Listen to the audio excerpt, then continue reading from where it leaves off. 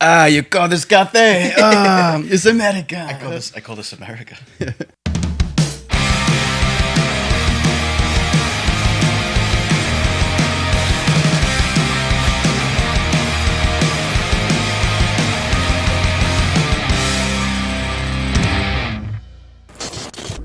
Hey everybody, and welcome to Twin Talk, a video discussion show where twin brothers Chris and Kevin drink and draw while talking about comic books, movies, and all things pop culture. We're your hosts, Chris Hart, Kevin Hart. and today we're going to be talking about 1998's Godzilla. Stick around to the end of the episode, see how a drawing of Zilla came out. If you like what you see, subscribe to the channel for more content. Let's bring back the clocks 10 years. Whoa, what is your balls for? The year is 1998. A young Chris and Kevin are sitting in their yellow little Tykes chairs in front of a fish tank, listening to the cassette tape of the Godzilla soundtrack. Things were simple back then. We had Blockbuster, and we used to rent this movie and rewatch it over and over again in the VHS player. This movie is nostalgia fuel for me. I love this movie. It'll always have like a piece of my heart. I'll always have a soft spot for it, even though it's not the greatest Godzilla movie. It's a solid action-adventure movie with this, like, dinosaur. It's a fun movie. I adore this movie. I love the rain. I love the coffee. I love the diners. Everything about it. New York. MSG's in this movie. Yeah. Things were definitely a lot simpler back then. P. Diddy was known as Puff Daddy, and that's where we get the... Yeah. What's known as the greatest music video of all time. Yeah, where Puff Daddy and Jimmy Page defeat Godzilla. Something that the American military could not do in this film. Roland Emmerich, I feel like, was the perfect choice for director at the time. At the time, yeah. In the 90s, Dean Devlin, the producer, and director, Roland Emmerich, they were like the king of the blockbuster at that point. Their disaster movies. 2 years earlier. Independence Day, yeah. And like they kept with the theme of destroying, these iconic landmarks. In Independence Day, that's famous for the aliens destroying the White House, and then in this movie, Godzilla and his babies destroy Madison Square Garden in New York City. Chrysler Building's going down. The Flatiron Building gets wrecked. We were saying too, like, humans in this movie actually cause more damage than Godzilla because they're missing left and right. They're like me in a first-person shooter game. I'm just like noob. This was an interesting take on Godzilla too. To me, it's not really Godzilla as more so it is like a live-action adaptation of Reptar from the Rugrats because it kind of looks like Reptar, and I think that's like what I love about this. The creature design it doesn't look anything like Godzilla. It's nowhere near as powerful as Godzilla, so I could see why like Toho and the Japanese audience hated this film. We loved it, but it didn't age well. The CGI for the time was pretty good. It was like amazing CGI. It was, yeah. Even like the VHS cover was like the holographic, like the eye opened up from like the scene in the sewer when they're like, I can't see, and they're flashing the light at its eye. And Godzilla's asexual in this, like it's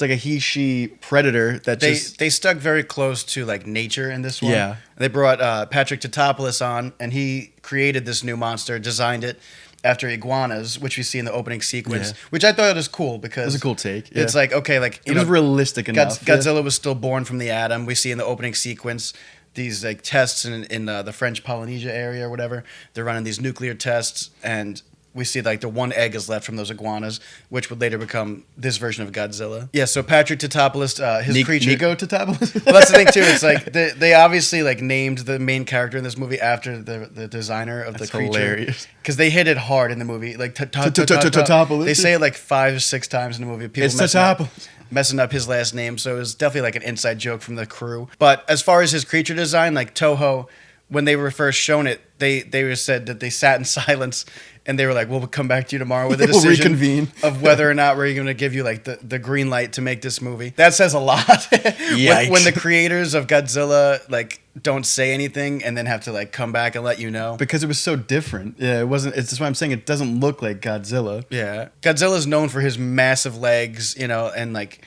his short arms, his tail, his fire breath.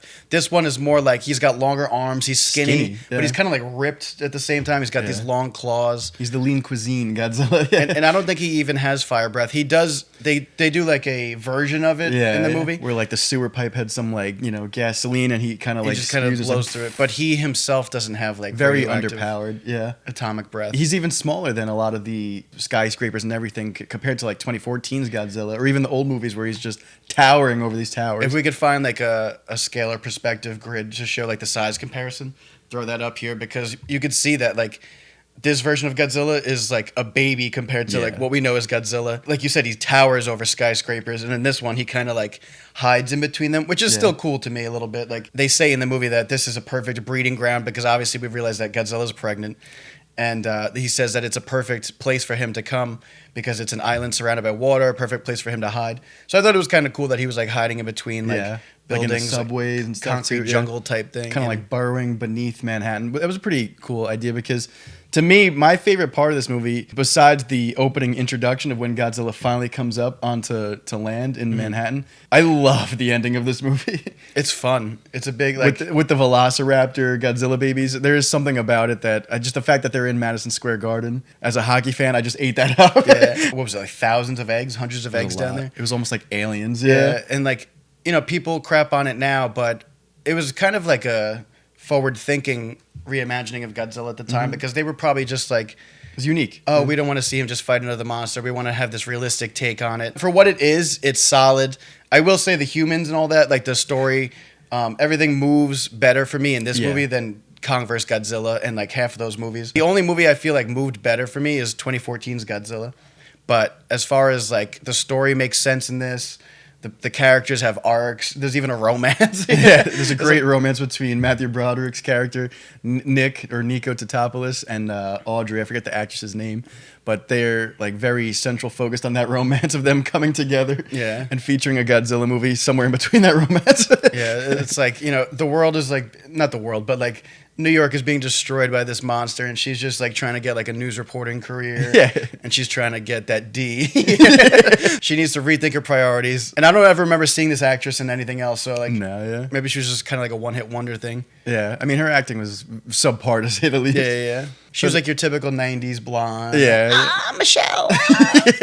She's like chewing gum. She puts it on Charles Kamen's cardboard cutout, who obviously doesn't know anything about sexual harassment in the workplace. Yeah. He's like, take me to dinner tonight. We'll talk to you about your promotion. A little quid pro quo going on there. I was like, yikes. Yeah, you're saying he was like, this movie would be eaten alive today. It's Yeah. like all the feminists and the social justice warriors, like, I can't believe this like got away in a time like that Yeah. too. It's crazy how That was far the we've dude come. who voices a lot of characters in The Simpsons, too. Yeah, that's so funny. Even though a lot of this movie is CGI, a lot of it is very practical and believable for the time. I love that first sequence when Godzilla lands on Manhattan. Yeah. They're at the diner. The lights are flickering. Everything's kind of bouncing up and down. The police are like, what the heck? And the cop car's moving up. I love that. As a kid, I ate that up, especially the way they film it. Like, everything is like very perspective from the humans. Like, he's looking up. He's got the tape, the VHS. He's recording the guy Animal. Loved him. He was my favorite character. Yeah. So I love that opening sequence when he's just smashing through buildings and everything, and we're trying to follow him. It felt like an event. Roland Emmerich being the director, you're going to get at least a couple like iconic shots of it, some cool images, and we see that in this one. Like, I even like the opening sequence of that fishing vessel that was taken out. Yeah. And I was even saying to you, I was like, was that really a fishing vessel or was it like a submarine? Yeah, like, guys like eating lo mein. A marine, like that ship was just too advanced for a fishing vessel. But it was just cool seeing Godzilla's claws come through at his tail. It like had that nice suspense build up of like, okay, something big's coming. There's that impending doom of this creature that's going to show up at one point. And then that sequence where the guy's like fishing. Yeah, the old man the on old the man's dock. fishing, and the two like hobos are like making fun of him, and then you see like Godzilla's spikes coming out and coming Yeah, that towards was a him, cool sequence. and like the water coming up and the music. I was like, The all right, music is what that's hit it for me sweet, too. Yeah. The only thing that I'm like confused about in this movie is the French guy. Love him. Probably one of my favorite characters besides Animal. Where did he come from? He's just Yeah. like this like French Secret Service guy who's just drinking down in coffee, down in donuts, Croissants. hating on America. Yeah, this like that's a subplot in this movie. This French like Secret Service team. I guess because Godzilla was born in French Polynesia, like they were just trying to find the creature too and like destroy it. And they were the only ones that were willing to help the character, the main, Ferris Bueller, destroy the nest because the American government, of course, ignorantly doesn't listen to him. The Americans decide that they're not going to believe him, so the French guys take in Nick Tatopoulos. They go down to the MSG and try to destroy this nest before these things hatch and destroy the world. What a slap in the face too to like the creators, like the Japanese culture, right? Toho. They're only seen in this first sequence where the guy's like Gojira. Yeah. Guys eating lo mein, watching what was that, sumo wrestling. and they're never seen again. Any Asian influence in the movie. Yeah. And that's why like the French guy, he comes in great humor and stuff. But you would think that they would, at least with the influence of Godzilla, you would bring in like maybe a Japanese big character Japanese or actor or like something, a yeah. military faction of that like Asian influence. But they went French. That's what was like baffling to me. I was like, who is this guy? It just shows up. Yeah. Like you said, though, I liked him too. He's one of my favorite. He's a good characters actor in this too. movie.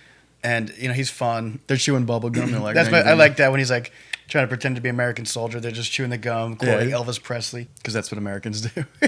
I do like the climax of this movie, though. You were saying like it's big, I do it's love fun. it, yeah. It's kind of suspenseful, It honestly. is very tense. Yeah, Yeah, like when they're like the raptors, not the raptors, the babies. basically rap. Baby Godzillas are like attacking the military and Nick and his boys. Like it's just cool seeing them like kind of like going on the inside of MSG. Yeah. The inner workings of the building, trying to hide, trying to get away. I like that they were trying to contain it right there, right? Yeah. And once it got out, the doors were open. They're all like, it's kind of like predator hunting grounds type deal. Like they're all getting taken out left and right. And it was very suspenseful when he opens the elevator and they're all eating like popcorn and stuff. Yeah. Like it was funny, but it was also like, hit that button right now and get the hell out I of wouldn't it. want to be in that position. Yeah.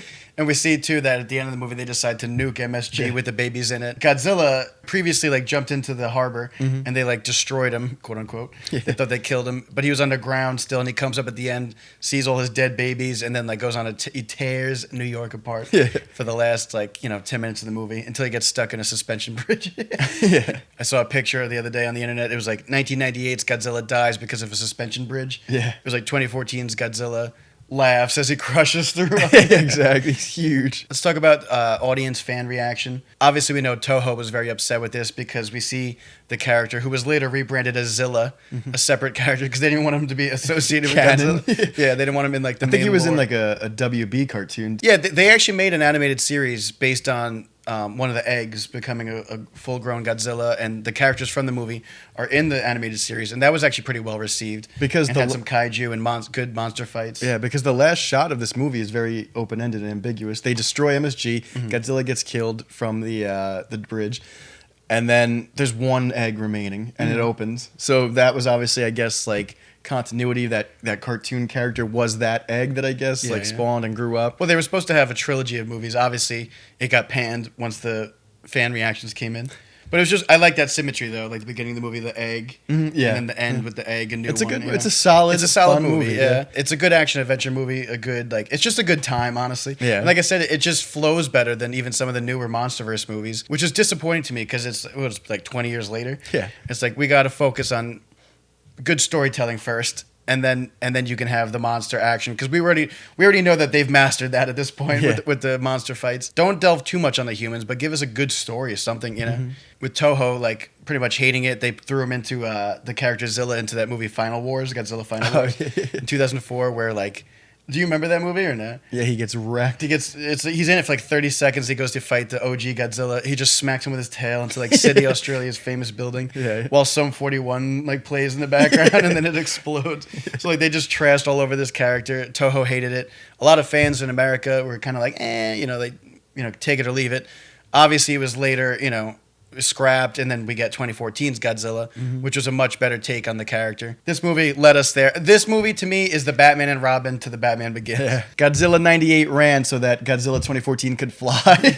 Like I said, it reminds me of like the Batman and Robin. Without Batman and Robin being so bad, we don't get Batman Begins. Yeah. Without Godzilla 98 being so bad, we don't get today's MonsterVerse. Without failure, there is no success. Yeah, so it's kind of like, but it's annoying to me because like I genuinely like Batman and Robin, and I like There's this movie something that you can like about because this movie and Batman and Robin too. Yeah. those 90s movies came out at a perfect time. We Of were the kids. time. We were eating it up as kids. So like it has a sentimental factor to us, a nostalgia factor.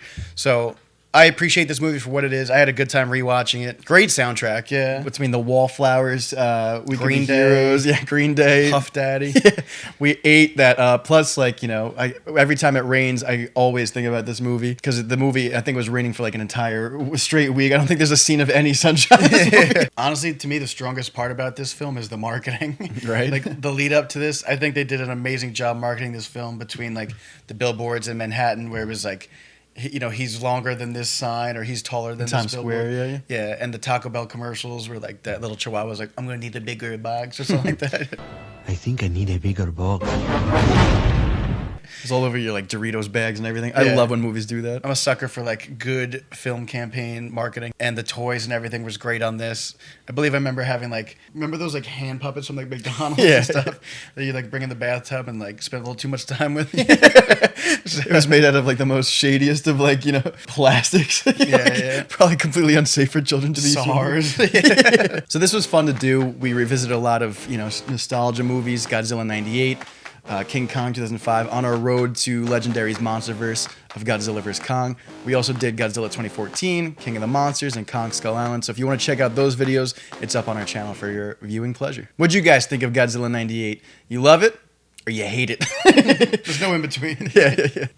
Anyways, that about wraps up today's episode of Twin Talk. If you like this video, give it a thumbs up, comment below to join the discussion, and don't forget to subscribe to the channel for more content. See you next time. Peace!